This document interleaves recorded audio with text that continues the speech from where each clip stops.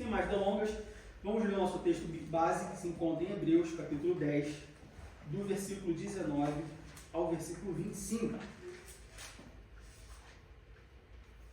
Hebreus, capítulo 10, do versículo 19 ao versículo 25.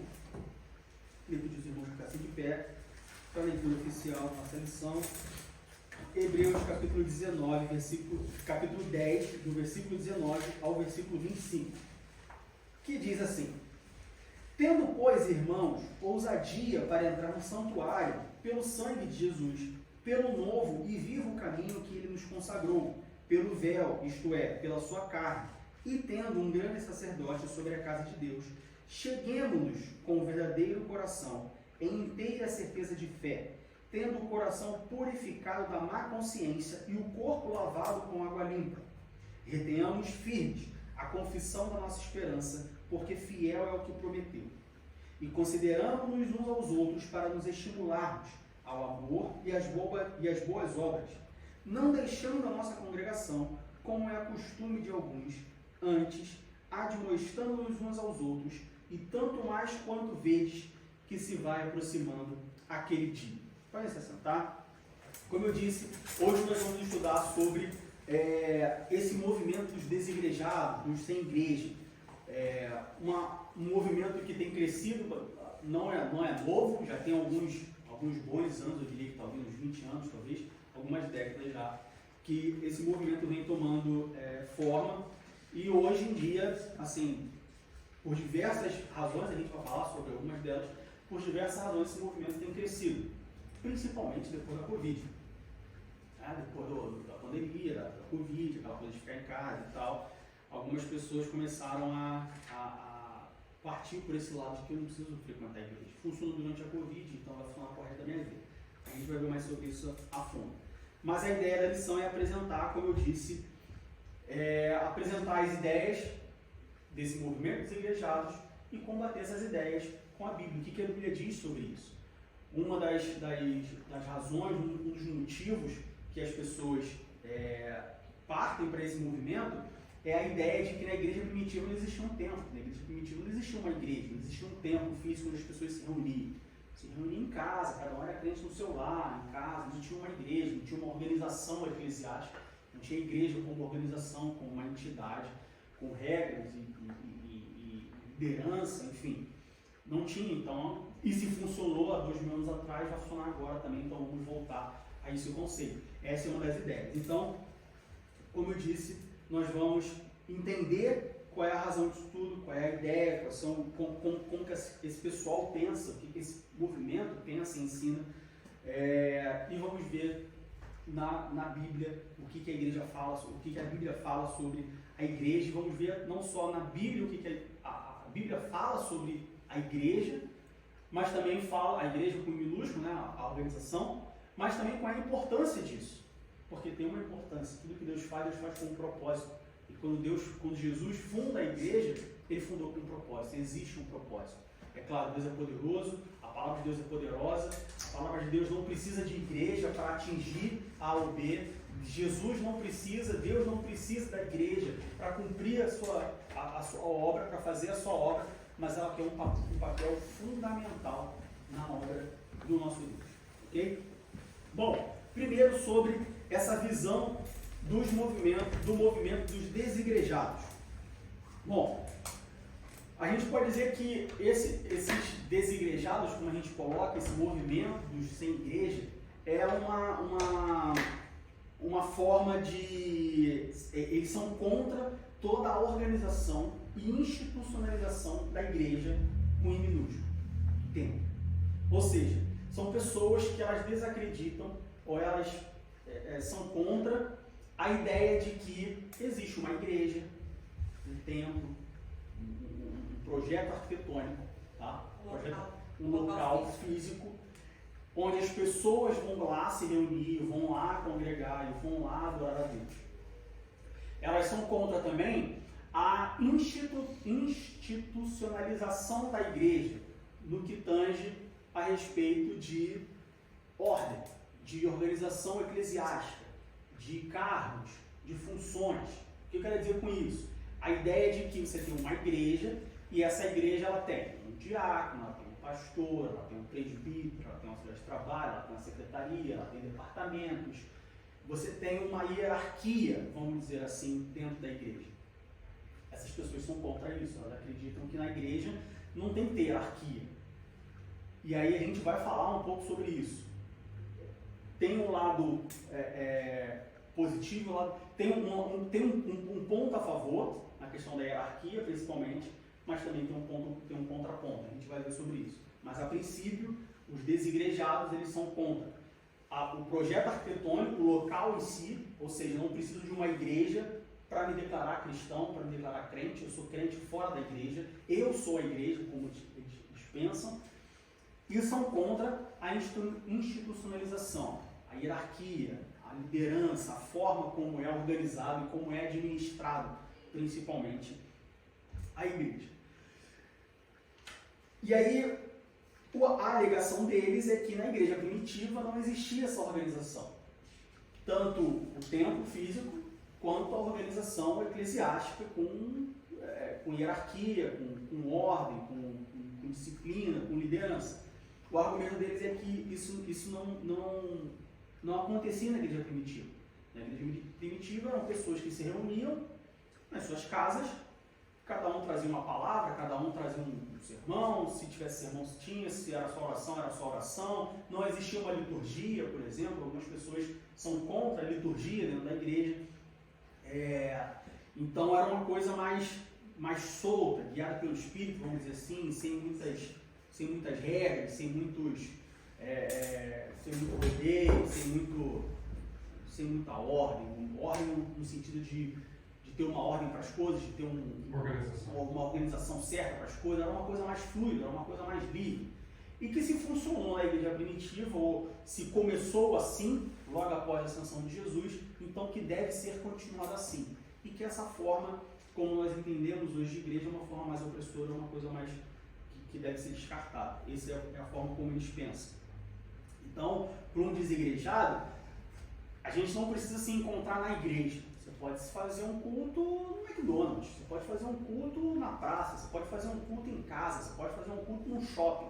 O local onde você faz o culto não importa. O que, de novo, assim como a questão da hierarquia, você tem um contraponto. Existe um valor, vamos dizer assim, nesse pensamento, mas não no extremismo disso. Nós vamos ver também isso mais para frente. Não é o local que diz o que está sendo feito, mas você não faz qualquer coisa em qualquer lugar. Existem locais apropriados para isso, certo? Mas é uma outra coisa que eles acreditam. Um outro ponto que eles, como eu falei, um outro ponto que os desigrejados se abraçam e são a favor, é contra esse ensino, essa organização da igreja, no sentido de ter uma hierarquia, de ter um processo, de ter, por exemplo, um processo disciplinar. Se alguém faz alguma coisa, se a pessoa é disciplinada, hoje não pode mais ser excluído, mas ela é afastada, fica em disciplina, fica sem tomar ceia e tal. E aí você tem um diácono, você tem um presbítero, você tem um pastor, cada um cuidando de uma coisa, existe uma certa hierarquia, você não pode entrar na igreja e já ir direto a pastor, porque não deveria, você tem que passar pelo diácono, auxiliar de trabalho. Na Assembleia de Deus, auxiliar de trabalho, diácono, presbítero, evangelista ou missionário, não é isso? Depois pastor. Na Assembleia de Madureira você tem um bispo, embora não sei se tem de pastor para bispo, não sei como é que é, mas enfim, você tem aí até bispo em algumas igrejas. Elas são contra isso. Elas são contra isso porque elas entendem que, de novo, na igreja primitiva você não tinha essa hierarquia e funcionava. De forma geral, tudo o que esse pessoal dos igrejados acreditam, eles levam e refletem na igreja primitiva. Eles olham lá para trás e falam assim, bom, se funcionava lá atrás, se era assim lá atrás, se começou assim, em algum momento isso se perdeu, nós temos que voltar a isso, tá? Essa é a parte bonita da história. O que a Bíblia diz sobre isso? Bom, vamos começar a ler a Bíblia, vamos começar a ver na Bíblia o que a Bíblia diz sobre isso. Primeiro vamos ler lá em Atos capítulo 1, do versículo 6 ao versículo 14. Atos capítulo 1, do versículo 6 ao versículo 14.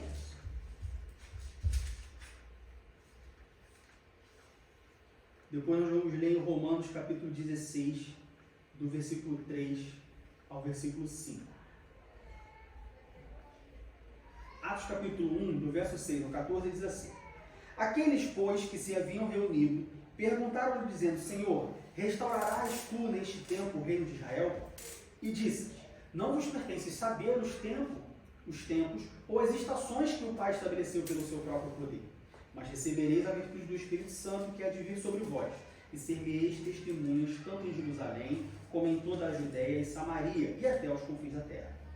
E quando dizia isto, vendo eles, foi levado às alturas, e uma nuvem o recebeu, ocultando-o a seus olhos. E estando com os olhos fitos no céu, enquanto ele subia, eis que junto dele se puseram 2 varões vestidos de branco, os quais lhe disseram: Varões galileus, por que estáis olhando para o céu? Esse Jesus que dentre vós foi recebido em cima do céu, há de vir assim como para o céu o vistes ir. Então voltaram para Jerusalém, do monte chamado das Oliveiras, o qual está perto de Jerusalém, à distância do caminho de um sábado. E entrando, subiram ao cenáculo, onde habitavam Pedro e Tiago, João e André, Filipe e Tomé, Bartolomeu e Mateus, Tiago, filho de Alfeu, Simão, o Zelote, e Judas, filho de Tiago. Todos estes perseveravam, unânimes em oração e súplicas, com as mulheres e Maria, mãe de Jesus, e com seus irmãos. Ou seja, Jesus ele ascende aos céus, ele sobe aos céus, e todas aquelas pessoas que seguiam a Jesus, elas ficam juntas, reunidas. E agora vamos para Romanos. Romanos capítulo 16, do verso 3 ao verso 5. Romanos 16, do 3 ao 5. Que diz: Saudai a Priscila e a Áquila, meus cooperadores em Cristo Jesus, os quais pela minha vida expuseram a sua cabeça, o que não só eu lhes agradeço, mas também todas as igrejas aos gentios. Saudai também a igreja que está em sua casa. Saudai a Epêneto, meu amado, que é as primícias da Ásia em Cristo. Bom, quando a gente olha para esses 2 textos, pelo menos para mim, eu imagino que para vocês, fica bem claro o contexto e o porquê que essas pessoas, que a igreja primitiva, se reuniam em casas. Vamos voltar lá para o século I, tá? O primeiro século, logo após a ressurreição. Você tem o Império Romano. Surge um homem chamado Jesus. Esse homem começa a pregar, ele começa a ensinar, várias pessoas começam a seguir. Ele, obviamente, tem ideias completamente contrárias ao que era praticado naquela região, que era praticado pelo Império Romano, a ponto desse homem ser perseguido pelo seu próprio povo, pelos judeus. Os judeus então pegam esse homem, entregam esse homem ao Império Romano, e esse homem é morto pelo Império Romano. Nesse momento, esse homem ressuscita e ele vai para o céu. Ele some, vamos dizer assim, né? Ele desaparece. As pessoas que seguiam esse homem, elas ficam vulneráveis. Porque de um lado eles entendem que esse homem é realmente o Filho de Deus, que havia de vir, que por esse homem eles têm a salvação e podem voltar a ter comunhão com Deus. Mas, por outro lado, esse homem, ele foi perseguido e, consequentemente, as pessoas que seguiam esse homem são perseguidas, porque vão de encontro ao que o Império Romano, ao que a liderança, a governança da época, o governo da época pregava, ensinava, o que queria das pessoas. Então, essas pessoas são perseguidas. Essas pessoas não podem chegar numa praça pública e falar assim: eu creio em Deus, ou eu aceito a Jesus como Salvador, ou eu desprezo o imperador romano e eu adoro, então, a Deus. As pessoas não poderiam fazer isso, elas eram perseguidas. Portanto, essas pessoas, para manter a sua integridade física, elas tinham que permanecer num certo anonimato. Ou seja, elas não poderiam, de peito aberto, fazer um culto numa praça. Assim como, seja por questões sociais, ou seja por questões governamentais, as pessoas não tinham como pegar um dinheiro, pegar uma casa, construir um templo e botar uma cruz na frente, botar um letreiro e falar assim: ó, igreja, venham todos para casa. Isso não poderia ser feito. Portanto, a reunião dessas pessoas era feita em casa. Então, quando nós analisamos o contexto da igreja primitiva, quando a gente analisa os primeiros 400 anos da igreja, porque o cristianismo só foi ser oficializado como religião, só se tornou religião oficial do Império Romano em 400 depois de Cristo, com o imperador Constantino, até o imperador Constantino oficializar que o cristianismo era a religião oficial do Império Romano. Essas pessoas, elas tinham que se esconder, porque eles eram perseguidos. Se essas pessoas aparecessem, se destacassem, elas seriam perseguidas e mortas. E por mais que nos cabe sofrer pelo Evangelho, Paulo escreve sobre isso, e todos os pais da igreja sofreram perseguição sobre isso, por mais que isso seja uma coisa, vamos dizer assim, aceitável, não é uma coisa desejada. Então, automaticamente, essas pessoas então elas se escondem. Elas fazem reuniões em casa, elas fazem reuniões nas catacumbas, elas fazem reuniões em lugares onde não são visíveis. Fazem escondidos, vamos dizer assim. Então, a gente vê que existe um contexto histórico. Ou seja, a gente trazer para 2022, na Alemanha, no Brasil, qualquer país democrático, qualquer estado laico, qualquer estado qualquer lugar onde é permitido por lei ou garantido por lei que qualquer cidadão possa expressar a sua religiosidade, seja ela a forma como for, a gente pegar esse contexto e argumentar que nós não precisamos de uma igreja, porque na igreja primitiva não era assim, é uma mentira.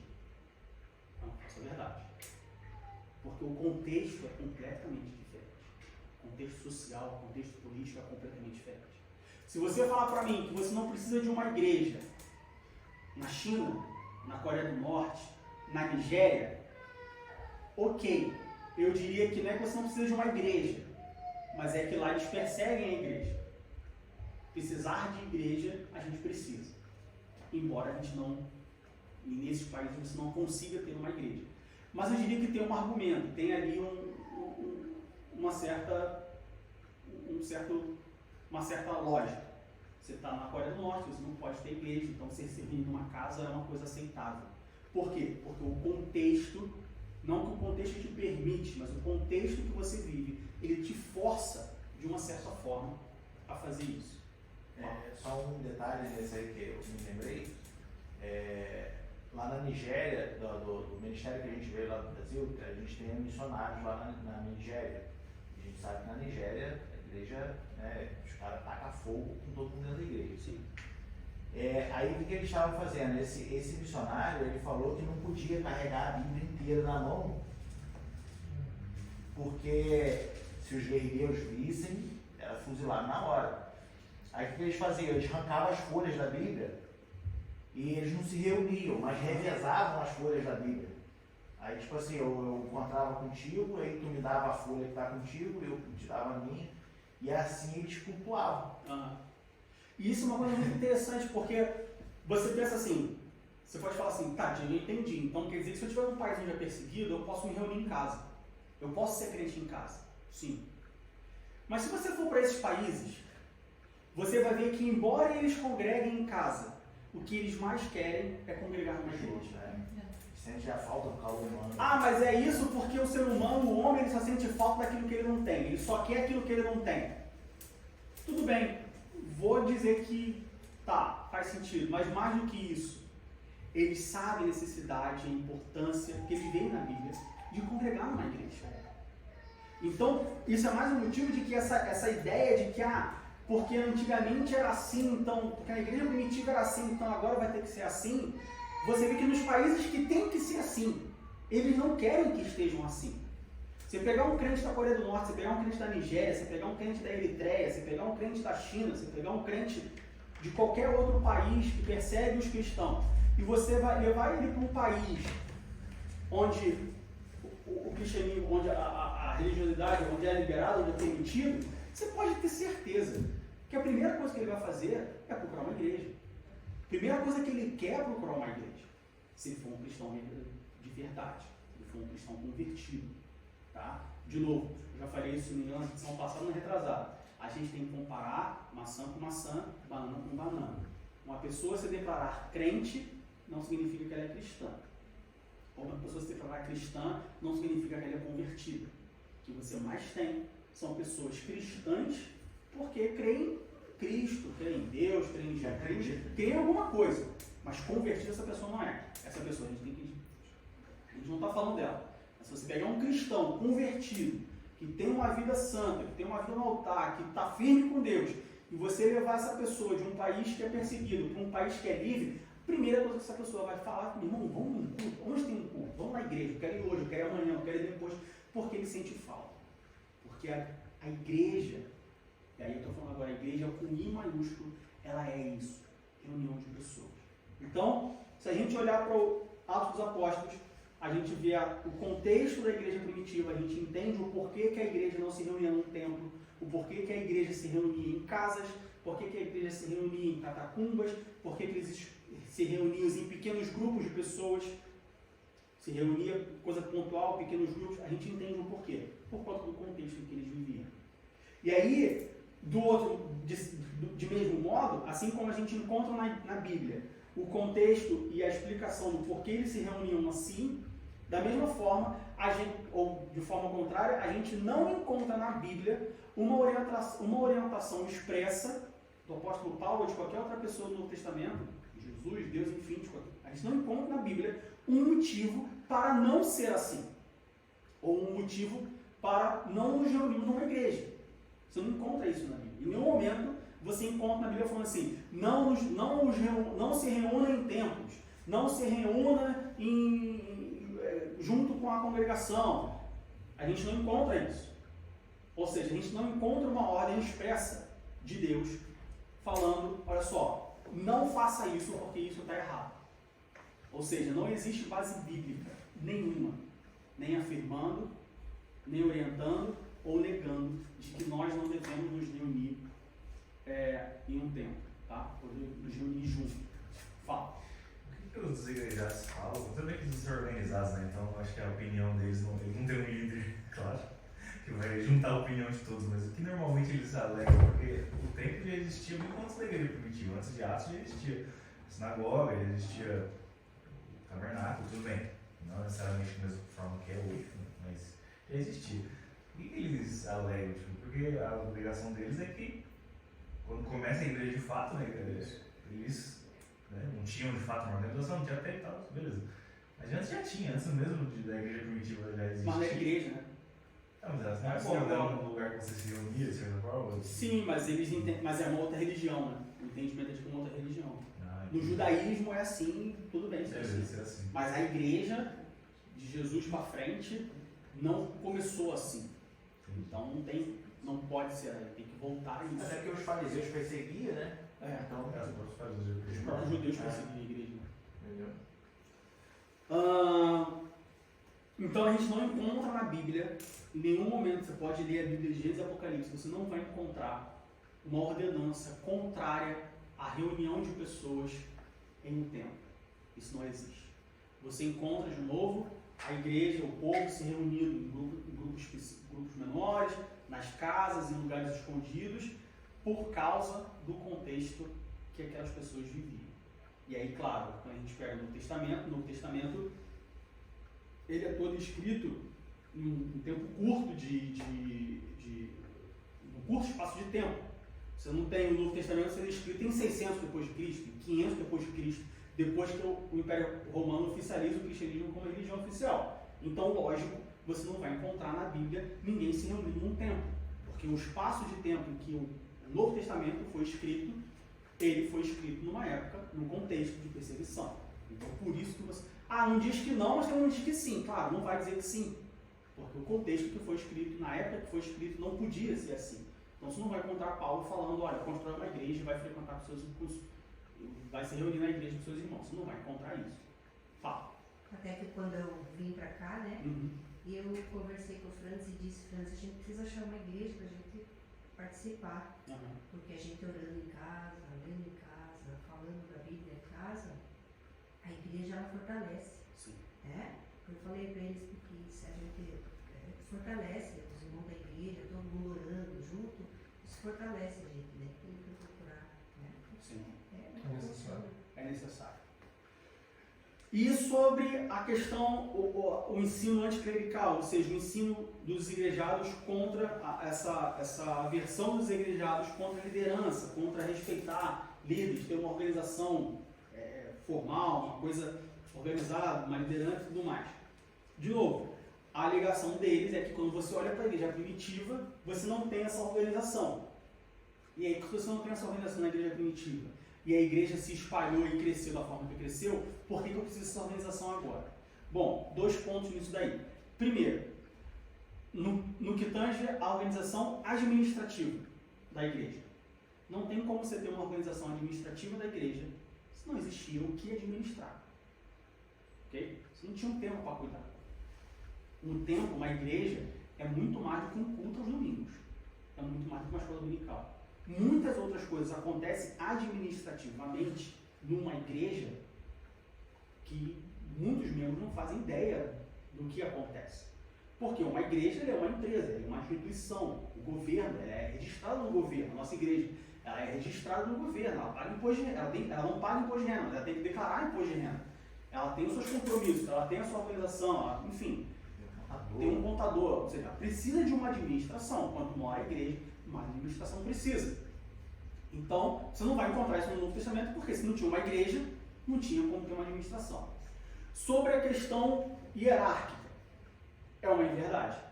Você dizer que na igreja primitiva não tinha, bom, hierarquia de fato não tinha, mas de novo, não tinha hierarquia porque não tinha espaço para ter hierarquia. Como que você vai ter uma hierarquia se 5 pessoas se reúnem dentro de casa? Se 50 pessoas se reúnem dentro de casa? 20 pessoas se reúnem, não tem como ter hierarquia. Não tinha gente suficiente para ter hierarquia. No entanto, nós vemos na igreja primitiva que existiam pessoas específicas para cada obra. E aí é onde entra o meu ponto sobre a questão da hierarquia, que tem um ponto e tem um contraponto. Antes vamos ver essas pessoas específicas. Abra em Efésios capítulo 4. Efésios capítulo 4, do versículo 11 ao versículo 14.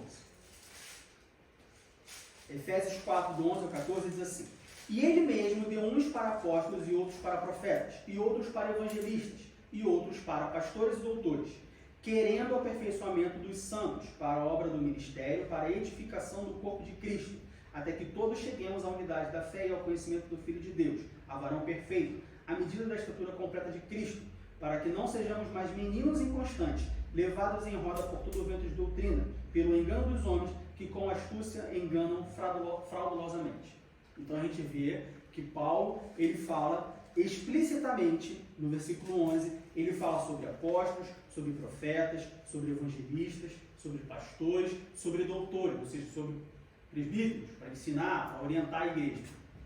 E aí você fala assim, mas a igreja primitiva não tinha.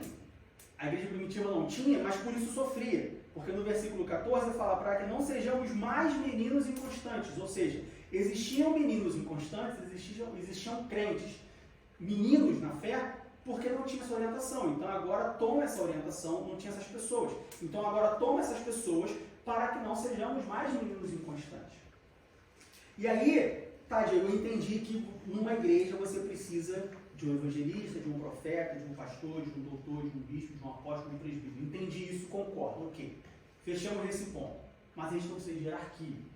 Um pastor não tem que ser mais do que um diácono. Um presbítero não tem que ser menos que um pastor. Um auxiliar de trabalho não é menos importante do que um bispo.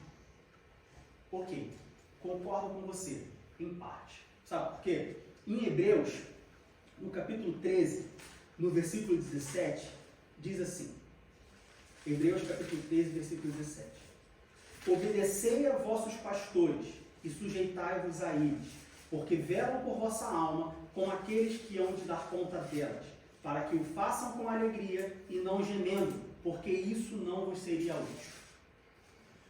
Dentro da igreja, nós temos uma hierarquia, sim, mas é um erro nós crermos, ou nós compararmos essa hierarquia, ou tratarmos essa hierarquia com uma estrutura organizacional de uma empresa, por exemplo. O que eu quero dizer com isso? Eu quero dizer com isso que, embora um diácono não seja maior ou menor que um presbítero, um pastor não seja maior ou menor do que um diácono, um auxiliar de trabalho não seja maior ou menor do que um obreiro, hierarquicamente falando, eles estão no mesmo nível, vamos dizer assim, hierárquico, mas em termos de responsabilidades, um tem mais responsabilidade que o outro. Exemplo prático, eu sou presbítero. Presbítero de Ivanor, também é presbítero. Somos presbíteros. De certa maneira, hierarquicamente, se você quiser colocar assim, a gente tem o mesmo cargo, vamos dizer assim. Embora isso não seja cargo. Tá? Pastor, presbítero, diácono não é cargo. Não é promovido a presbítero. Isso é um ensino errado. Não creia nisso. Nós somos presbíteros. Mas embora nós sejamos presbíteros, ele é meu pastor. Porque ele é quem foi escolhido para ser o líder dessa igreja. Então, embora ele seja presbítero, eu não tenho que tratar ele de maneira igual, hierarquicamente falando.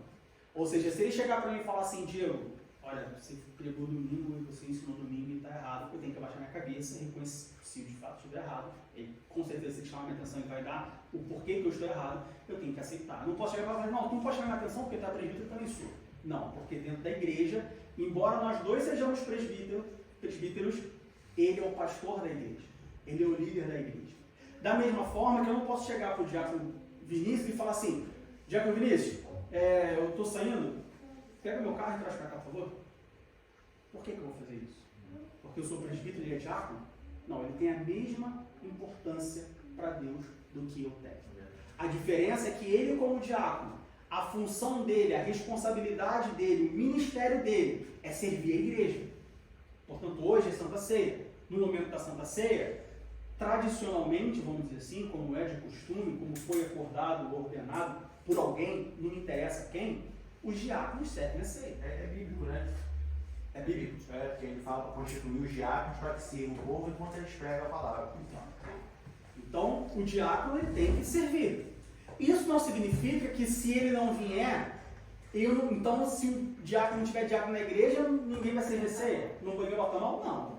Isso não impede de, no momento da ceia, eu falar, não, pode deixar que eu sirvo, não tem problema. Que nem eu já nunca vi, porque eu nunca estive num púlpito, mas já ouvi de várias pessoas diferentes, pastor não aceitar ser servido ceia por um diácono ou por um presbítero. Tem que ser servido por outro pastor. Não, me põe a mão nele que ele caiu, porque sozinho ele não está. Isso não existe. Do ego, ele...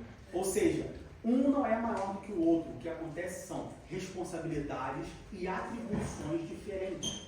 Um auxiliar de trabalho, normalmente, ele fica na porta da igreja, ele fica auxiliando o diácono, ele fica vendo, pega alguém no lugar, está faltando lugar, uma igreja grande, chegou alguém, a pessoa não ficar rodando na igreja procurando, ele já vê onde que tem um espaço vazio e leva lá e tal. Um presbítero, normalmente, a função dele é o quê? É ensinar, é doutrinar, normalmente essa função. E aí a gente tem a ideia de que um pastor então não ensina. Não, o pastor, ele ensina também, ele serve também, ele faz tudo também. Só que como um pastor, ele tem a função de pastorear, de cuidar. Então se você tem, por exemplo, estou passando por um problema, eu e minha esposa estamos com um problema, preciso de um aconselhamento. Você vai pedir um aconselhamento pastoral, para um pastor. Mas por que para o pastor? Porque ele é o dono da igreja? Não, a igreja tem um dono só, que é Jesus. Porque ele é o maior no organograma da igreja, ele está em cima? Não é por causa disso. É porque ele tem um ministério, ou pelo menos deveria ter.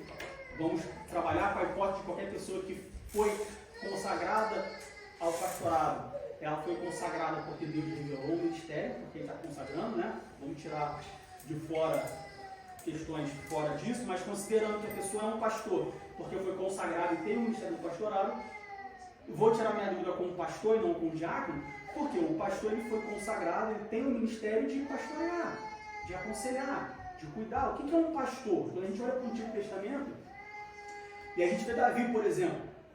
Davi era um pastor de ovelhas. Qual era a função de Davi? Proteger as ovelhas. Largar as 99 e ir atrás da que se perdeu. Matar um leão, matar um urso, porque estava chegando perto das ovelhas.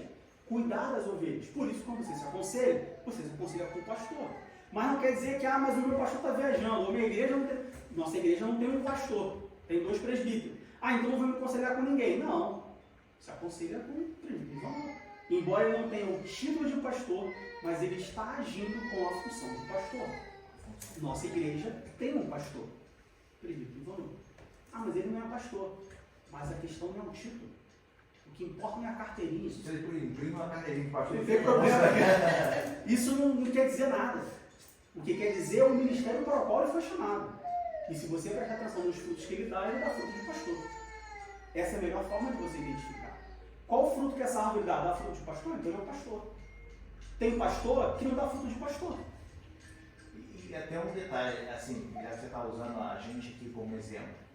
No nosso caso, que não tem aqui um título pastoral, mas já que falando de hierarquia, o que é válido, porque os nossos pastores superiores chegaram aqui e falaram, olha, ele vai exercer o papel pastoral. Reconheceram o ministério pastoral. Isso é o que importa. Exatamente. Tem muito pastor que não dá fruto de pastor. Tem pastor que dá fruto de diácono. Só tem carteirinha. Ele só tem a carteirinha. Mas você vê o que ele faz, e eu não estou falando que ele faz mal, não. A chamada dele ministerial é diácono. Ele serve muito bem, mas é pastor. Por que é pastor? Ah, porque está 20 anos na igreja, porque é filho de não sei quem, porque não sei o que, tá. Aí a gente não está falando de Bíblia, a gente está falando de homem. Aí você releva a ciência. Mas tem muitos pastores que dá fruto de diácono. Assim como tem muito diácono que dá fruto de pastor. Assim como tem muito presbítero que dá fruto de pastor. Então, cada um é chamado para o seu ministério. Isso é bíblico. Paulo fala sobre isso. E sobre estar debaixo de liderança, sobre você ter uma hierarquia. E aí, de novo, quando eu falo hierarquia, não entendo hierarquia em termos de estrutura organizacional, em termos de poder, em termos de mandar, mas em termos de responsabilidade. Hebreus nos diz que nós temos, em Hebreus capítulo 13, versículo 17, diz: obedecei a vossos pastores e sujeitai-vos a eles. É bíblico. Toda igreja tem que ter um líder. Esse líder tem que ser respeitado. De novo, embora ele não seja maior ou melhor que ninguém, mas ele tem mais responsabilidade que o outro. Isso será cobrado dele. Ah, um membro se desviou. Por que ele se desviou? Porque foi mal cuidado com o pastor? Deus vai cobrar do pastor. Deus vai cobrar do líder. Então é bíblico. Tem que ter uma liderança na igreja. E a maior prova disso é que se você colocar um grupo de pessoas sem nenhum líder para conviver junto, vai dar problema. Você pega 5 crianças, coloca as 5 crianças juntas para brincar. Naturalmente você vai ver que uma criança tem uma liderança, porque isso é pessoal. Uma criança já manda no sentido de ordena, define a brincadeira e distribui tarefa. É natural. O ser humano, ele vive em sociedade. Quando você vive em sociedade, você tem um que se destaca, você tem um que serve mais, você tem um que ele tem a lealdade para servir um líder, mas ele não pode ser líder. Você vê isso no povo de Israel. Moisés era o líder, mas quem falava era Arão.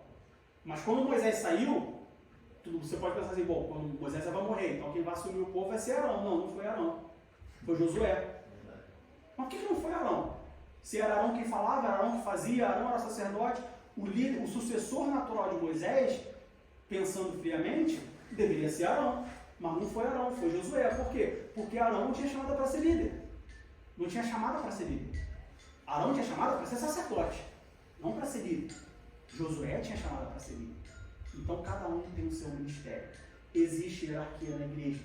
Sim, existe hierarquia na igreja. Não como os homens querem, não como os homens definem, mas sim como a Bíblia define, que é, existem responsabilidades diferentes.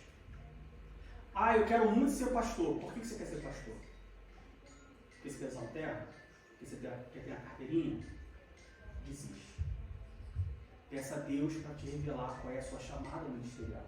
Você quer ser pastor porque Deus te disse que você vai ser pastor? Então pode ficar tranquilo que no tempo certo vai ser pastor. Daqui a 20, 30, 40, 5, 10, 15 anos, não importa. No tempo de Deus vai chegar a sua hora de assumir o pastor, de ser consagrado pastor, e você vai ser pastor, ou presbítero, ou diácono, seja o que for. O importante é, busque o seu ministério, porque todo mundo tem um ministério. Jesus não chama ninguém para ficar sentado no banco. Todo mundo tem um ministério. Então, os desigrejados, eles afirmam que não existe hierarquia, que claramente na Bíblia, nós lemos em Efésios, nós lemos em Hebreus. Em Efésios nós vemos que sim, existe diversas funções. existem diversos cargos, entre aspas, existem diversas atribuições a pessoas específicas. Em Hebreus, nós vimos falando que, olha só, esteja sujeito ao seu pastor, ou esteja sujeito à sua liderança. Então existe sim hierarquia. Essa ideia de que na igreja não existe hierarquia como dos homens. Não existe promoção. Eu estou há 3 anos como diácono, já na hora de chegar pastor. Ou senão, eu conheço casos de pessoa que porque eu estou há 20 anos como presbítero e nunca vou pastor. Por que eu não vou pastor? O que está faltando para ir pastor? Não, o que está faltando deve ser ter um ministério pastoral na sua vida. Você não tem que ser pastor porque você está há 20 anos como presbítero. Você não tem que ser diácono porque você está na igreja há 40 anos. Não existe isso. Existe hierarquia, mas não como a hierarquia do mundo. É hierarquia divina, vamos dizer assim, em termos de responsabilidade. Tá ok até aí? Amém. Amém ou não amém? Amém. Então tá. E como que é a igreja? Então eu entendi o que não é a igreja no Antigo Testamento, no Novo Testamento. E o que é a igreja no Novo Testamento? A igreja do Novo Testamento, ela se divide em 2 partes. Você tem a igreja no Novo Testamento como organismo e você tem a igreja no Novo Testamento como organização. Qual é a diferença? Efésios capítulo 1, versículos 22 e 23. Efésios capítulo 1, versículos 22 e 23.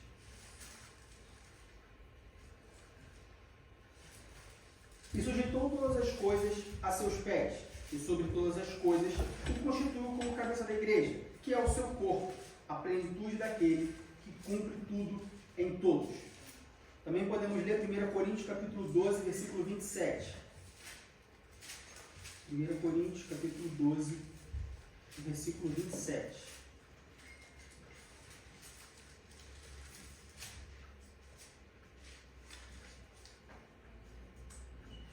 E diz assim: ora, vós sois o corpo de Cristo e seus membros em particular. E por último, Atos capítulo 10, do versículos 34 e 35. Atos 10, 34 e 35. Que diz: e abrindo Pedro a boca, disse: reconheço por verdade que Deus não faz acepção de pessoas, mas lhe é agradável aquele que em qualquer nação o teme e faz o que é justo. A igreja como organismo, que nós vemos no Novo Testamento, é exatamente igual ao corpo humano. Você tem a cabeça, você tem o braço, você tem a perna, você tem o tronco. No braço, você tem o braço, o antebraço, o punho, a mão, os dedos. No dedo, você tem o carpo, o metatarpo. Você tem 3 ossos. Você tem a unha, você tem a cutícula. Na perna, você tem o joelho, você tem a coxa, você tem a panturrilha, você tem o pé, você tem o tornozelo, você tem o calcanhar, você tem os dedos do pé, você tem a planta do pé. Dentro do seu organismo, você tem o fígado, o estômago, o pulmão, o coração, a bexiga, até a vesícula. O pessoal fala, a vesícula não serve para nada. Pode tirar a vesícula, não serve para nada. Se está no corpo, serve para alguma coisa. Né? Aí a pessoa tira que não serve para nada. Aí, desculpa, tem uma peida fedorenta para caramba. Porque a vesícula filtra. Nós, como igreja, somos um organismo vivo. Isso significa que todos têm uma importância. O dedinho mindinho do pé, posso tirar fora? Pode. Vai ser igual? Não. Alguma coisa vai mudar. Vai perder um pouco o equilíbrio. Não, mas eu tirei. Olha só. Alguma coisa vai mudar. Eu posso viver com um rim? Pode. Doação de rim. Vai ser a mesma coisa? Alguma coisa vai mudar. Eu posso tirar o estômago, vou fazer a bariátrica, vou tirar uma parte do estômago, vou fechar e tal. Consigo viver? Consegue. O que mais a gente mais tem é pessoa com cirurgia bariátrica. Eu conheço pelo menos 5. É a mesma coisa? Alguma coisa vai mudar. Por quê? Porque a igreja, ela é um organismo vivo, onde todos se ajudam, onde todos têm a sua responsabilidade. O que eu quero dizer com isso? Se numa igreja, como organismo vivo, um membro não cumpre o seu papel, a igreja vai sofrer de alguma forma. É claro que se um membro comum, vamos dizer assim, bancário, não cumpriu o seu papel, a igreja talvez sofra menos. Se muitos membros comuns, muitos bancários, não cumprirem o seu papel, a igreja vai sofrer mais. Se um pastor não cumprir o seu papel, a igreja vai sofrer muito mais. Porque tem mais visibilidade. Se um coração parar de bater, o corpo morre. Se eu arrancar um dedo do pé, o corpo não morre. No máximo, eu perco o equilíbrio no pé direito. Então, claro, dependendo da sua responsabilidade, esse organismo vai sofrer mais ou menos. Mas o importante é que somos um organismo. Todos têm valor. Porque se não tivesse valor, não estava ali. Principalmente os que são de fora. Aqui em Atos, Pedro fala que não fazendo acepção de pessoas. E aí, de novo, vamos trazer isso para o corpo humano. É interessante como quando você coloca uma prótese, o teu corpo, ele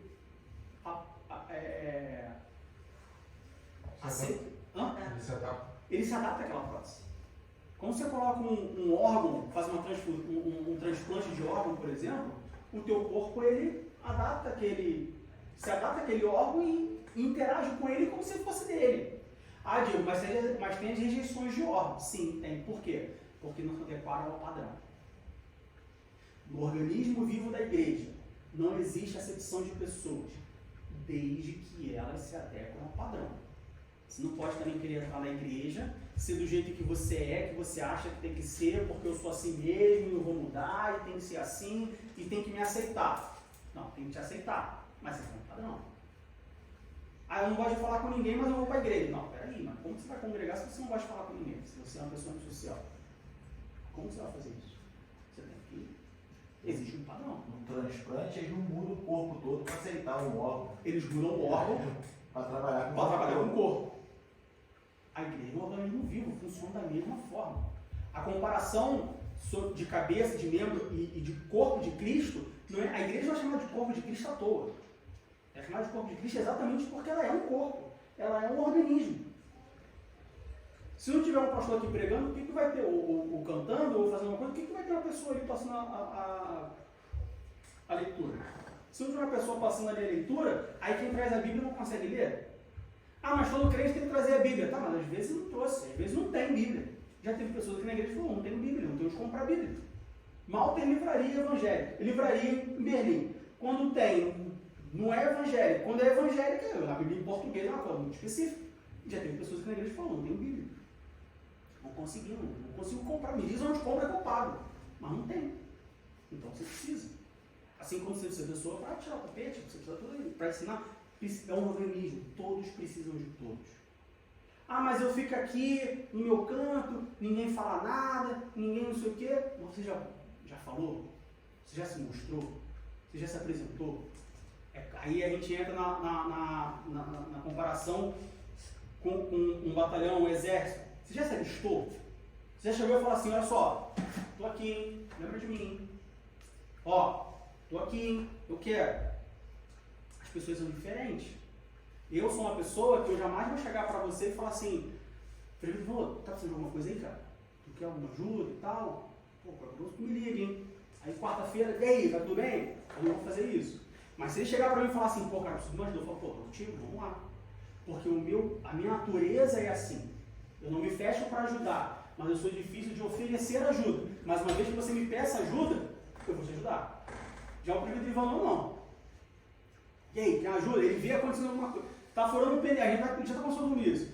Tem um carro parado furando um pneu. Ele chega lá e fala, e aí, quer que ajuda? Não sei o quê. Eu não, o meu pneu furado. Se o cara me chamar para trocar o pneu, eu vou lá e troco. Mas se ele me chamar, eu vou ficar aqui, eu não vou lá chegar para ele. Então existem pessoas diferentes, que pensam de formas diferentes. Mas o importante é o quê? Que todos contribuem para a obra. Tem trabalho para todo mundo. Ah, Diego, mas eu acabei de chegar. A irmã Carol, acabou de chegar, tô vendo que tá tudo arrumadinho, não sei o quê, pô, não quero atrapalhar. Pode ter certeza que tem um trabalho. É uma vaga. É uma vaga. Elisane, pode ter certeza. Franz, pô, o que mais tem aqui, bicho? Pessoal, é vídeo, é instrumento, não gosta de violão, tem guitarra, não gosta de guitarra, tem teclado, não gosta de teclado, alguma coisa. Sempre tem trabalho na igreja, é isso. Nós temos uma igreja de 100 pessoas, as 100 pessoas trabalham, as 100 pessoas têm compromisso. Chegou mais um, vai ter trabalho para ela. Seja um trabalho novo, seja para dirigir um trabalho que já existe. Sempre tem trabalho, a obra de Deus não para. Então sempre tem trabalho, porque a igreja é um organismo vivo. Nada no nosso corpo é desprovido de função. Nada. A cutícula não tem função, por isso que a gente arranca ela fora quando faz a unha. Ela tem uma função, que é proteger contra a bactéria e contra a infecção. Se você acha que não tem, o problema é seu, mas uma função ela tem. Se ela existe, ela tem uma função. Se Deus criou, tem uma função. Na igreja, a igreja é um organismo vivo. Ela tem uma função. Todos nós temos uma função. Ninguém vem com peça sobrando. Nem Ninguém vem só. com peça sobrando. Não. Não. Você não vê ninguém com 3 olhos. Você não vê ninguém com 2 línguas. Tem com língua grande, mas com 2 línguas não tem. Você quer falar uma coisa disso? Não. E a igreja como uma organização? Como eu disse, é um grupo de pessoas. Ela precisa de organização. Se você pegar um grupo de pessoas e colocar em algum lugar sem organização, não vai dar certo. Precisa de uma organização. Como eu falei, nós temos uma igreja registrada. Precisa de uma secretaria. Precisa ter uma pessoa lá que assine o documento que fala assim, olha só, esse livro caixa aqui está certo. Eu atesto que o livro caixa está certo, que o balancete está certo. Eu tenho que assinar pela igreja. No nosso caso são 3 pessoas, tem que assinar pela igreja. A igreja precisa de uma conta bancária para pagar as contas, para receber dízimo, por exemplo, de quem quer dizimar com transferência bancária. Então precisa ter alguma pessoa que chegue lá e fale, não, eu sou o presidente da igreja, sou o dirigente da igreja, sou o responsável pela igreja, o representante da igreja. Precisa de organização. A partir do momento que você tem uma igreja, e nós já vimos que não temos nenhuma justificativa para não ter igreja, não tinha igreja por causa de uma perseguição, então nós não temos na Bíblia nenhuma orientação expressa para não ter igreja. Tem para a gente ficar junto. Qual a melhor forma de você ficar junto? Então, na igreja. Ah, mas eu posso ser crente em casa. Alguém aqui gosta de ser crente em casa? Durante a pandemia, assistir pela televisão. Todo domingo eu desconjurava. Porque a Fabiana fala assim, poxa, você está falando, parece um robô. Você tem que ser melhor. Eu falava, pô, já deu aula com uma câmera? É ruim você dar aula com uma câmera. Não tem um abraço, não tem um café, não tem um pão, não tem um... Não, eu te vejo. Ah, tá gordo, tá magro, uma interação. Não tem nada disso. Então o pessoal tá falando café, cara bonito. Pois é. Cara de dúvida. Não tem nada disso, entendeu? Então, você precisa estar junto, você precisa de uma igreja. Se você tem uma igreja, você precisa de uma organização. Tem que ter uma organização. Ah, mas aí eu roubo, mas aí eu não faz, olha só. Você tem a Bíblia. Tem que ter uma organização. Essa organização tem que ser debaixo da Bíblia. Ah, porque o pastor rouba. Ah, porque o pastor desvia. Ah, porque quando tem um líder, eles se juntam e é tudo para eles. A igreja sofre. Aí você está falando de uma coisa dos homens. Você não está falando da Bíblia. Dizer, Pode falar. dizer isso é descrer, por assim dizer, que Deus está presente na obra que está fazendo, porque independente, sempre vai ter uma outra pessoa, qualquer que seja o lugar, uma má índole que vai tentar fazer roubagem dentro da igreja, ou fazer alguma coisa desse tipo. Ao ofertante, a ovelha que está na igreja, o dízimo é uma obrigação, você oferta para Deus, Sim. mas a igreja é quem recebe o dinheiro. Agora, se um pastor ou alguém na igreja está fazendo uma pilantragem com o dinheiro, aí é Deus com essa pessoa que você está vendo. Não é Exatamente. cidadão. Dizer que isso tem gente, não vou para a igreja porque pastor faz isso, não vou para a igreja porque tem gente fazendo aquilo, é você desmerecer Deus na sua vida. Porque você não crê que Deus pode falar através de um servo dele. Exatamente. Entrega na mão de Deus. Ah, chegou ao ponto que eu não consigo. Então você olha e fala assim, Deus, eu não consigo. É o que o prefeito Ivan já pregou aqui. Apresenta para Deus e fala. Fala o que é. Deus, olha só, eu não consigo. Eu estou nessa igreja há 5 anos, há 10 anos, há 15 anos, e eu sei que você sabe, né? Você desconfia. Ah, pô, o gente da igreja apareceu com carro zero. Tá, mas o cara trabalha, o cara é diretor de uma multinacional, ele vai estar com carro zero. Condiz. Você sabe, pastor, Deus, eu sei que ele está roubando, eu sei que ele está desviando, eu sei que isso acontece e eu não consigo, me ajuda. Deus vai te mostrar outra igreja, Deus vai dar um jeito. Apresenta para Deus. Mas isso não é motivo para você sair da igreja. Sair da igreja só piora. Desacreditar da igreja com I maiúsculo é desacreditar do próprio Deus, porque foi Deus que fundou a igreja. Então a gente tem que ter a sensibilidade, principalmente a maturidade, de entender o que é divino e o que é humano. O que é humano se troca, se muda, se apresenta para Deus e Deus resolve. Mas não, a gente pega o que é divino, o que é humano, coloca tudo no liquidificador, mistura e quer que saia uma vitamina gostosa. Não vai sair, porque não é fruta. Divino não se mistura com humano. Que em primeiro lugar a gente gente está na igreja por Por causa, causa de Deus. As pessoas se esquecem disso. Primeiro é Deus. Eu vejo muito como a questão da organização, como isso ajuda, assim, um exército antes de uma batalha, eles se agrupam, eles se reúnem, eles se organizam, conversam, criam táticas e aí saem para a batalha. A gente também, a gente se reúne aqui, se alimenta da palavra para a gente poder transmitir o evangelho, né? Transmitir as boas novas, como nos foi ordenado. E as pessoas, eu vejo que muitas vezes, lógico, se você está numa desigreja, você não tem essa força, você não tem, normalmente, né, você não tem essa força para batalhar. E as pessoas do mundo, falando sobre a questão do budismo, do povo e tal, as pessoas generalizam, né? Elas acham que todas as igrejas, todos os pastores são corruptos. E a gente sabe que o evangelho acaba sofrendo um pouco por causa desses, que na mídia, quando sai notícia, não sai notícia positiva, sai notícia negativa. E aí o pessoal cai, não, todo pastor é ladrão, todo pastor Coloca do mesmo bolo, né? Coloca do mesmo bolo, então é difícil. E aí você pode falar assim, eu entendi que tem uma organização, mas eu acho que é demais. Por exemplo, disciplinar um membro que está errado. O pastor não pode dizer quem está certo e quem está errado, só Deus pode julgar. Você não pode fazer isso, disciplinar um membro, impedir o membro de tomar ceia, não é bíblico. Abra em 2 Tessalonicenses, capítulo 3, versículo 6. 2 Tessalonicenses, capítulo 3, versículo 6. Mandamos-vos, porém, irmãos, em nome de nosso Senhor Jesus Cristo, que vos aparteis de todo irmão.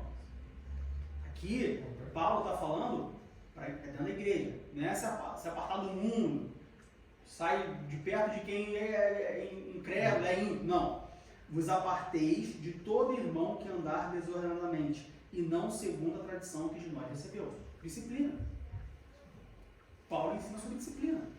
Então essa ideia errada, antibíblica, mentirosa, de que na igreja primitiva não tinha ninguém organizando, na igreja primitiva não tinha pastor mandando em membro, não tinha pastor disciplinando membro, que isso não existe, que não tinha essa hierarquia. Não, é errado, é mentiroso. De novo, não existia hierarquia, como porque a gente ouve hierarquia e a gente pensa em empresa, a gente pensa em organograma, a gente pensa em maior e menor, em manda e obedece. Isso de fato nunca existiu. E uma igreja sadia, uma igreja com minúsculo, sadia, uma igreja cristã, uma igreja onde tem Deus no centro dessa igreja, não vai existir esse tipo de hierarquia, mas vai existir uma ordem, vai existir uma decência. Se pisou fora, se descumpriu aquilo que a igreja crê como verdade, como base, como guia, vai sofrer penalização. E aí uma igreja séria vai ter penalização, não importa para quem seja. Um membro pulou fora do casamento, vai ser disciplinado. Um diácono pulou fora, vai ser disciplinado. Um presbítero vai ser disciplinado. Um pastor vai ser disciplinado. O pastor da igreja vai ser disciplinado. A disciplina é para todos. Mas na igreja fulano de tal isso não acontece, porque eu era de lá e o pastor fez, aconteceu e eu não vou nada com ele. A igreja é fulano de tal. Aí você ora e fala, Deus, me ajuda. Só que a gente tem uma ideia, às vezes a gente cria uma ideia de que Deus ou não resolve problemas, ou só resolve problemas específicos, alguns problemas. Como na verdade Deus resolve todos os problemas. Deus ele salva, Deus ele cura, dor de cabeça, câncer, AIDS, paralítico, né?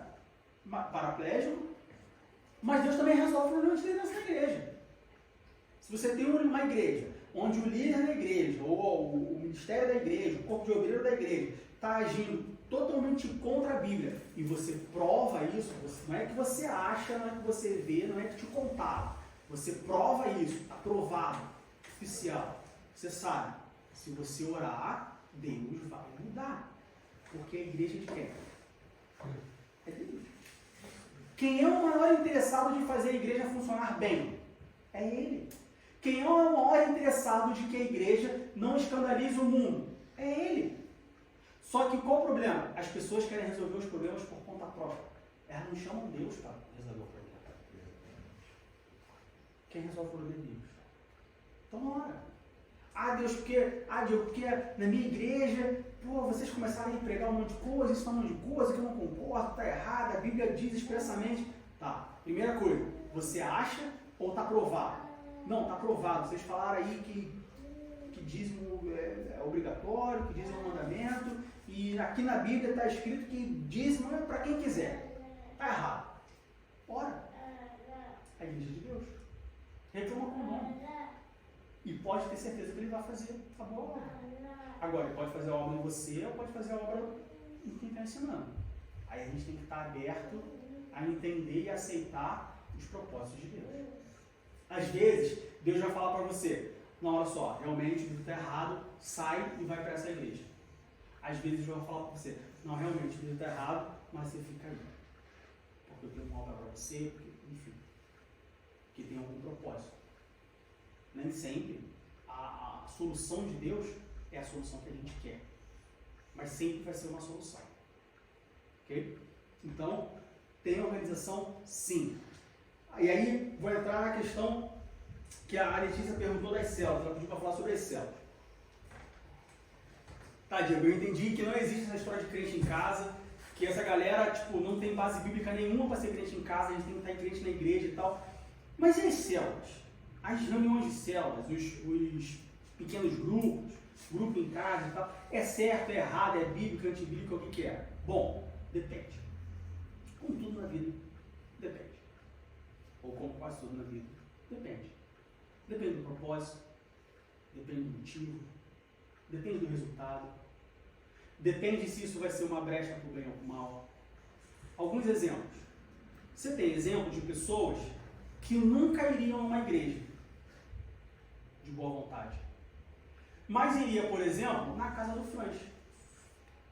E aí a gente monta uma célula, um grupo, o nome que você quiser, culto no lar, qualquer coisa, na casa do Francis, ponto de pregação, na casa do Francis. E aí essa pessoa que nunca iria na igreja, mas queria na casa dele, ouve a palavra, aceita Jesus e vem para a igreja. Isso aí. É um exemplo bom. Legal, vamos fazer mais vezes. Na casa da Carol, na casa do Vinícius, na casa da Lu, vamos fazer mais vezes, vamos espalhar aí. Aí você tem uma pessoa que nunca iria na casa da Elisângela. Que nunca viria na igreja, mas iria na casa da Elisângela. Vamos fazer um culto lá. Estou assumindo que vocês não são casados, tá? Vamos fazer um culto lá. Aí a pessoa vai lá, ouve, aceita Jesus. E aí a Elisângela fala assim, não precisa estar na igreja não, pô, vem aqui para casa. Aí outra pessoa vai. 2, 3, 4, 5, 6. Aí depois do culto na casa da irmã Elisângela, a gente tem um lanche. E aí a gente fala assim, pô, tá ficando pesado, né? Tem que ter culto uma vez por semana. Pô, pão, café e tal. Vamos fazer o seguinte, vamos receber uma oferta aqui para pagar o pão, o café e o queijo ali, o presunto e tal, não sei o quê. Aí recolhe uma oferta ali. Aí ela vê que, pô, cara, aí, isso dá dinheiro.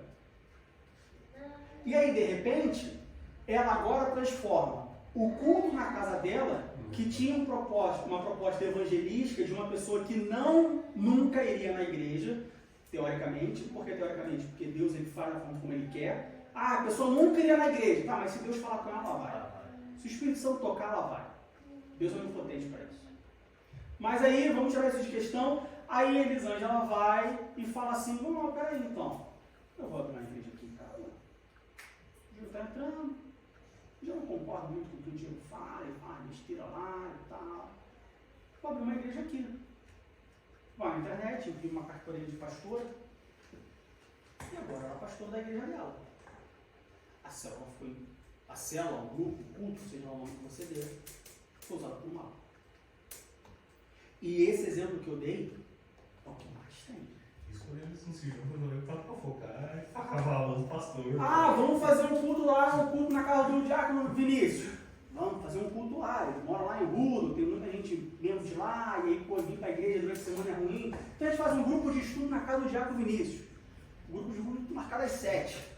Só começa a estudar de 7 às 9. Só começa a estudar 8h40. Por quê? Porque 1h40 foi focando. Pô, tu viu a roupa que hoje foi domingo? Ó, França faz camisa preta, um absurdo, cara, agora. Camisa preta.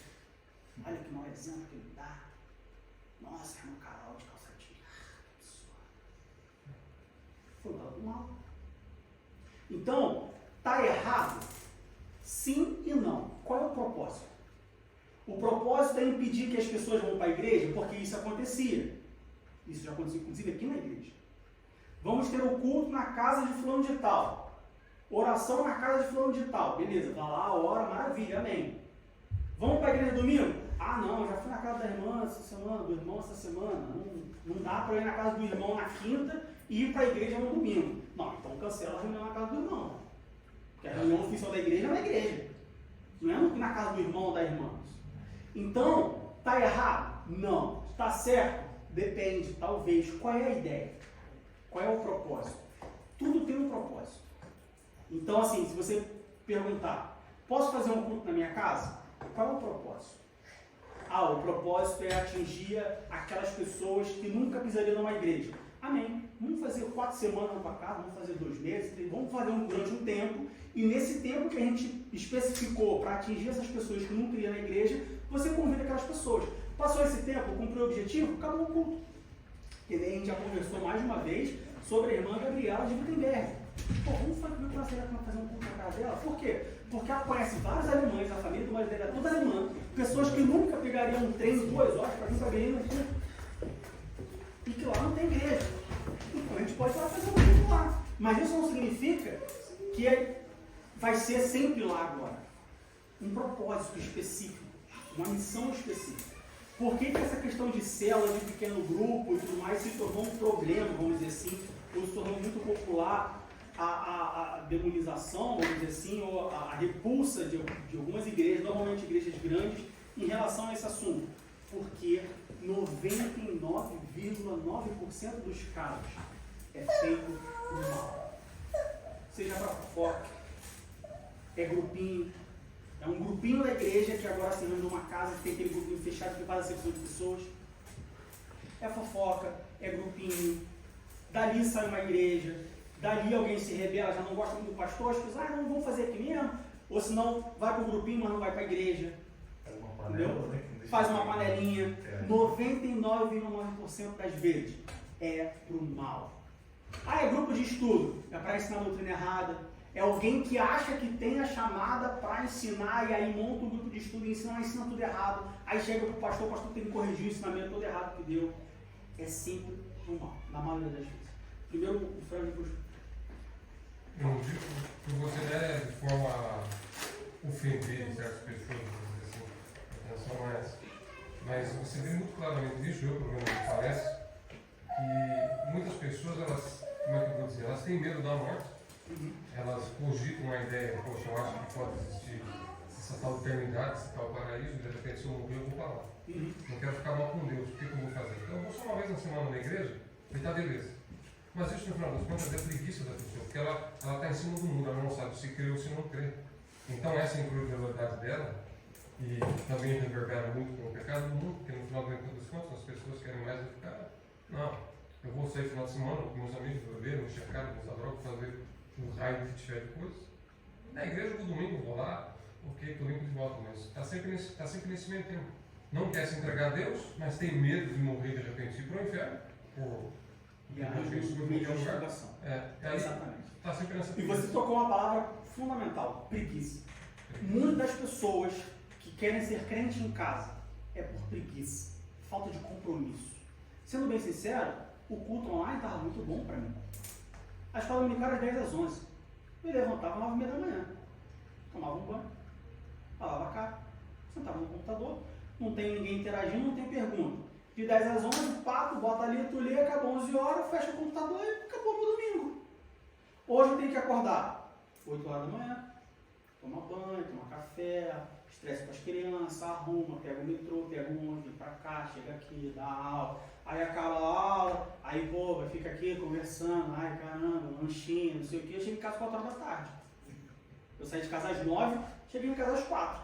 Se fosse o conto online, de 10 às 11. Falta de cueca, só preciso de uma blusa, não vai filmar meu corpo, de cueca, tô de cueca, né? Botar a camisa social aqui, pão, bonitinho, ó. Daqui pra cima, enquadramento perfeito, e acabou. E o mundo acabando lá dentro. Preguiça, falta de compromisso. Crente que não, desculpa se eu estou pegando pesado, mas crente que não vai à igreja, falta de compromisso. Não quer porque não quer.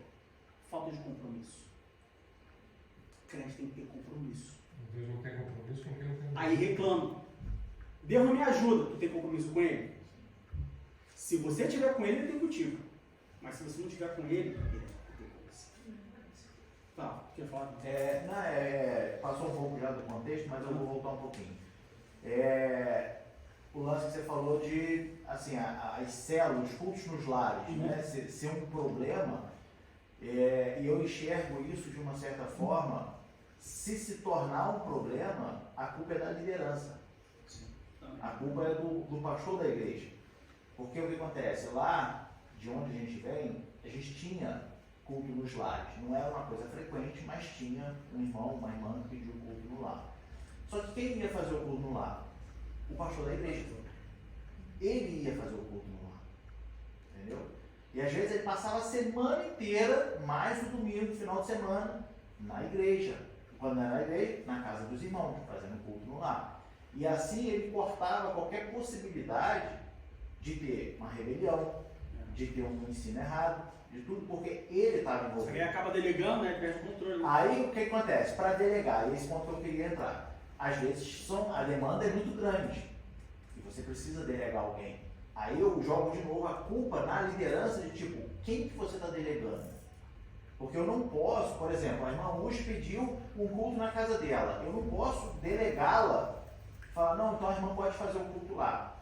Não, eu tenho que mandar um obreiro lá, falar, ô Diego, vai ter um culto na casa da irmã dela e você vai ser o responsável do culto lá, porque eu confio em você.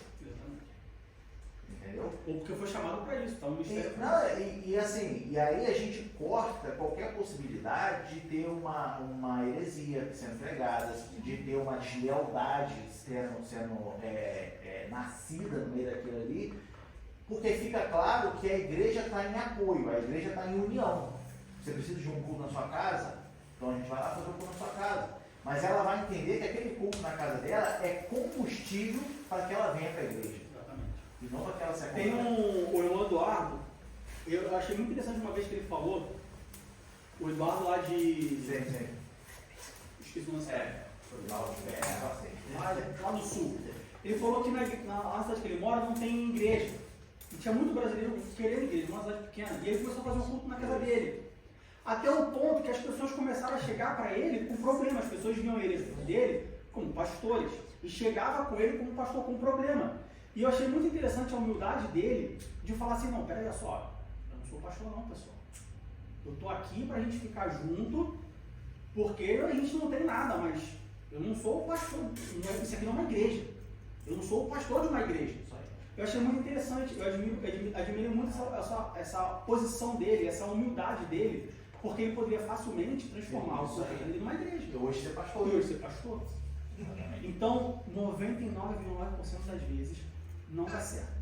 Se for feito, assim como tudo, se for feito debaixo da Bíblia, aí é uma boa, aí é legal, aí é A apoiado. gente participava de 2 pequenos grupos lá em Singapura. Um da igreja, onde a liderança denominava os líderes desses pequenos grupos, e era para usar para aprofundar o que foi dito no culto, tinha todo um embasamento que eles mandavam, era muito legal. Grupo de estudo, vamos dizer assim. Grupo de estudo embasando o que foi dito no culto no domingo, para aprofundar a palavra. E aí a gente tinha um culto de brasileiros, porque nós temos uma igreja brasileira lá, e a gente tinha o culto na casa do pastor Anderson, que era, os dois, diferentemente, eram uma bênção pra gente. Mas não tinha uma igreja, né? A igreja brasileira não tinha, mas tipo, as pessoas iam em algumas diferentes igrejas, e aí a gente se reunia na casa do pastor Anderson para fazer um estudo de palavra e uma comunhão entre os brasileiros. Então, mas aí você vê que tem um propósito, uma especificidade nisso. Cara, você está em Singapura. Tem um motivo, né? Mas tem um motivo, é um grupo de pessoas que não tem uma referência, é um lugar ali, tipo, sabe? Você tem uma liderança, você tem um motivo, você tem um porquê. Não é vamos se reunir para, a igreja é muito longe, tua casa é mais perto, vamos para tua casa. Tem um motivo. Quando tem um motivo, é bom. Quando tem uma ordem, quando tem um motivo, quando tem um propósito, maravilha, vai em frente. Deus abençoa. Mas se for para fofocar, preguiça, começar a atrapalhar, tipo, não, já vou no pastor não sei quem, não vou no grupo também não, já fui no grupo, não vou no outro não, 2 vezes na semana, muito pesado. Aí já começa a desvirtuar o negócio. Então, se for, por exemplo, da Carol e do Luiz, se for ordenado, se for com um propósito, vamos fazer uma célula, vamos fazer um pequeno grupo, vamos fazer um envelope, o nome que você quiser dar. Vamos fazer, tem um propósito, né? O exemplo deles. Tem um propósito, tem uma organização, tem uma liderança, tem um porquê, dá fruto. Então vamos lá, vamos fazer. Não, vou fazer porque a igreja é muito longe, eu moro em Ruda ou minha casa é mais perto de Ruda, eu não quero. Não, aí então não faz não, porque vai dar ruim. Ok? Mais alguma pergunta? Uma coisa não pode substituir. Não pode substituir ela. Exatamente. Mais alguma pergunta? Não? Por que tudo isso? Porque a igreja com minúsculo, ela é importante e ela é necessária. A igreja é importante como família de Deus. A igreja é a família de Deus. É importante a gente estar junto. Não é que eu quero saber da vida de vocês, não é que eu quero que vocês saibam da minha vida, mas é porque nós somos uma família. Nós somos um corpo, nós vimos que a igreja é um organismo.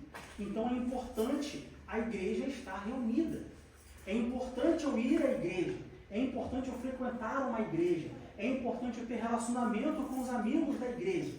Mas pode ficar de papo furado e tal, não gosto, não estou falando sobre papo furado, você não quer ficar aqui até as 6 da tarde, que nem já ficamos algumas vezes, tomando café, comendo biscoito, salgadinho, seja lá o que for, não fique. Se não quer ficar, não fica. Você tem compromisso, você tem compromisso. Mas você estar aqui, ter relacionamento, você ter aquele compromisso, você ter aquela união, aquela fraternidade, é bom, é saudável, é necessário. Sabe por quê? Se eu estiver passando por uma ajuda, eu vou pedir ajuda a quem eu conheço, a quem eu intimidade, ou eu vou pedir ajuda para qualquer estranho que passe na rua. Para quem eu conheço. Então, quanto mais integrado você está, quanto mais próximo você está, quanto mais comunhão você tem, mais à vontade você se sente para falar, poxa, irmão, ora por mim, o trabalho está difícil, o chefe está me perseguindo. Pô, irmão, olha só, ora por mim, por minha filha, assim na escola. Olha só, cara, o dia acabou, dia 22 do dia acabou, tem que comer. Não, tem alguma coisa para comer aí. E você não vai ficar com vergonha, entende? Fala. Essa semana nós estávamos comentando antes sobre que vocês estavam falando sobre culto nas casas, né?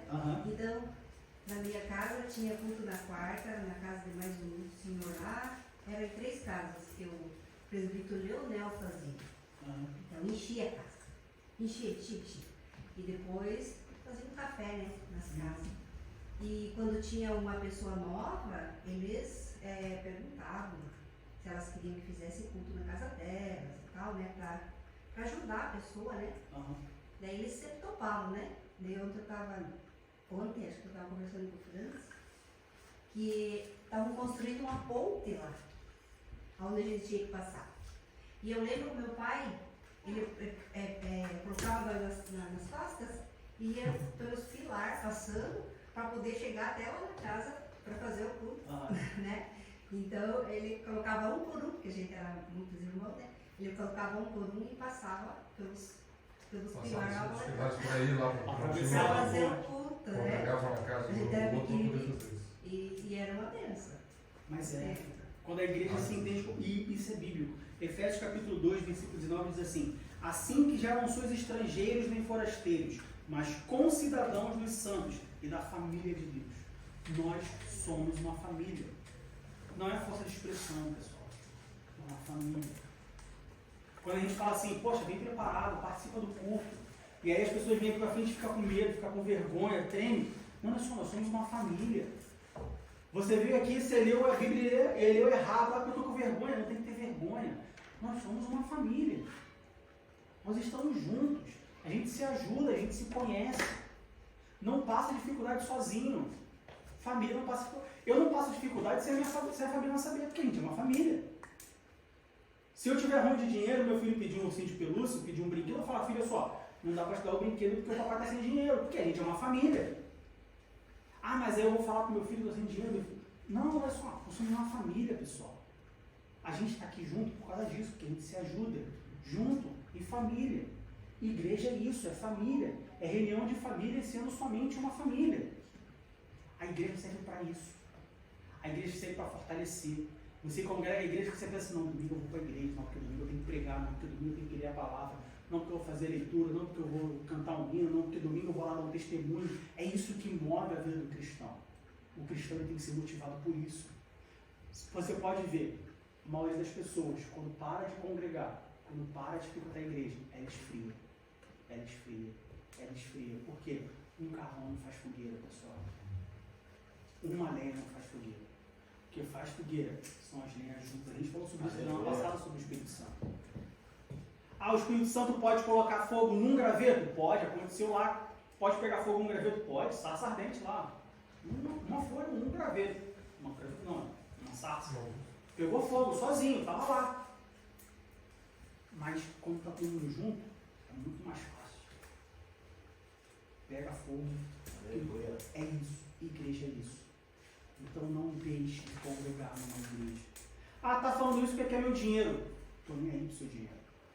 Tá falando isso porque quer o dízimo. Tô nem aí pro seu dízimo. Eu tenho certeza que o Vinícius não também não. Eu tenho certeza que o diácono Vinícius, que é o tesouro da igreja, também não. Sabe por quê? Não me interessa o dinheiro. Porque o Deus que eu sirvo é o Deus do ouro, da prata e do bronze.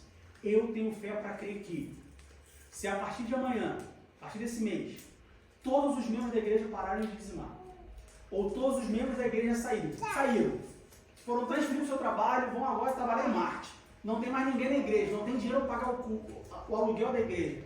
Eu tenho fé, e assim como eu já ouvi testemunhos, eu tenho fé de que o aluguel vence hoje o dinheiro vai aparecer.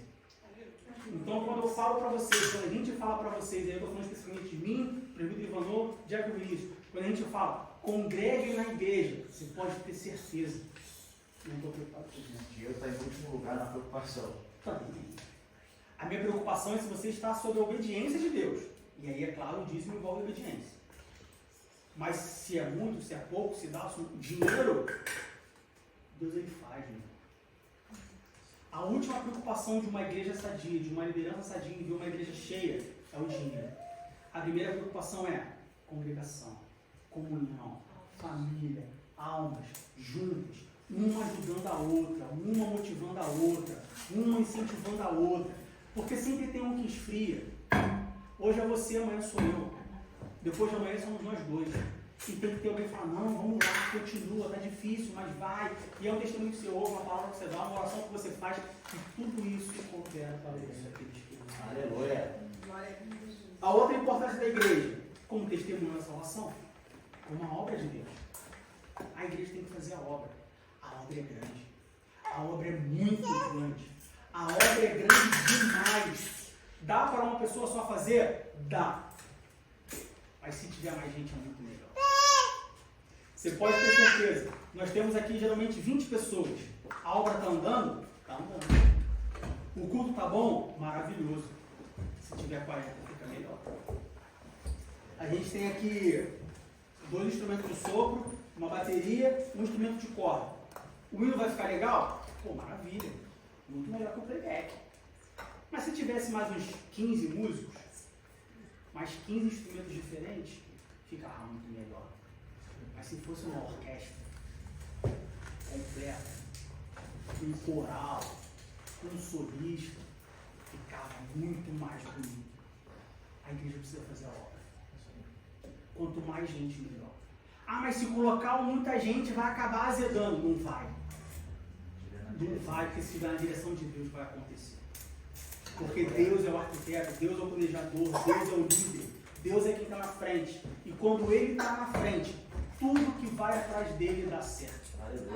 Então, não, a igreja tem muita gente, a igreja está muito cheia, não precisa. Precisa. Sempre tem espaço para mais um. A obra é muito grande. Muito grande. Ainda que essa igreja cresça e tenha 2.000 membros, com 2.000 pessoas fazendo a obra de Deus com afinco, com dedicação, com compromisso, ainda assim vai ter espaço para mais 2.000, e mais 2.000, e mais 2.000, e mais 2.000, porque a obra não para. É só você ver quantas crianças nascem por dia. É só você ver quantas pessoas não conhecem a palavra de Deus. A obra não para. Então a igreja, ela precisa... Nós precisamos congregar. Primeiro, porque nós somos uma família. Nós somos um organismo. Se você arrancar uma mão fora do corpo, ela apodrece. Não vou falar para você fazer isso. Mas corta o dedo fora, deixa fora. Ah, mas se colocar na geladeira ele dura. Dura durante um tempo. Deixa um dedo na geladeira depois de um mês e vê se você consegue colocar ele de Tem novo. que ser rápido colocar na geladeira. Se passar um tempo, Demora, depois da acabou. geladeira já era. Nunca mais recupera. Igreja é assim. Tem que estar junto. Ali, ó. No sangue, pulsando. Tem que estar junto. Para quê? Para fazer a obra. A obra é grande. E a obra vai ser cobrada. Deus, ele deu a obra. Um dia ele vai cobrar. E quando ele cobrar, ele vai te perguntar, sempre querer fazer terrorismo, mas quando um dia ele vai chegar e falar assim, por que você não fez a obra? Por que você não estava comunicando? Ah, porque no Antigo Testamento não era assim. Aí ele vai, né? A gente já viu o porquê. No início da lição a gente viu o porquê. Ele vai puxar o rolo, vai falar assim, olha só, era assim porque os caras eram perseguidos, tu não tinha perseguição, tu tinha um carro. Ah, mas eu não tinha carro. Não, tu tinha um tranco, passava na porta. Ah, mas eu não tinha um tranco, mas tu tinha um ônibus. Ah, mas eu não tinha, era difícil. Pô, mas... Fulano, vem aqui, José. Ó, o José caminhava 3 horas no barro para ir para a igreja. Tu não pode esperar 15 minutos o trem passar, o ônibus passar? Qual é a tua desculpa? Não tem desculpa. Amém?